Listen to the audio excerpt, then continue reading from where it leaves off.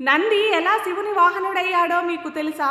పూర్వం శిలాఢుడు అనే ఒక మహర్షి ఉండేవాడు. అతను ఒక మహా తపస్వి. ఒకసారి శిలాఢుడు శివుని దీవెనతో తనకు బిడ్డగా నంది జన్మించాలని కోరుతూ కఠిన తపస్సు చేశాడు. శిలాఢుడు తపస్సుకి మెచ్చి శివుడు ప్రత్యక్షమై తాను కోరిన వరాన్ని ఇచ్చాడు.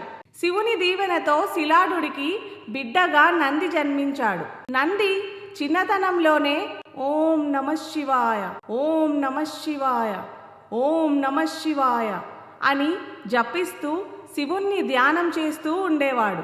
అతని శ్రద్ధ, భక్తి చూసి బ్రహ్మ, విష్ణు, దేవతలు, ఋషులు అందరూ ఆశ్చర్యపడ్డారు. నంది భక్తిని చూసి శివుడు ప్రత్యక్షమై, నంది, నీవు నా ప్రియభక్తుడివి మాత్రమే కాదు, ఇకపై నీవు నా వాహనుడివి.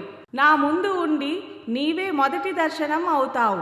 భక్తులు ముందు నిన్ను దర్శిస్తారు, ఆ తరువాత నన్ను అంటూ అతనికి శివవాహన స్థానం ఇచ్చాడు.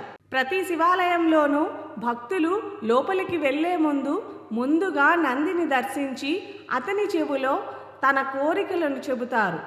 ఎందుకంటే నంది శివునికి అత్యంత నమ్మకమైన సేవకుడు. అతని ద్వారా మన కోరికలు శివునికి చేరుతాయని నమ్మకం. నంది అంటే ఆనందం అని అర్థం. శివుని అభిమానం పొందాలంటే నంది లాంటి భక్తి ఉండాలి.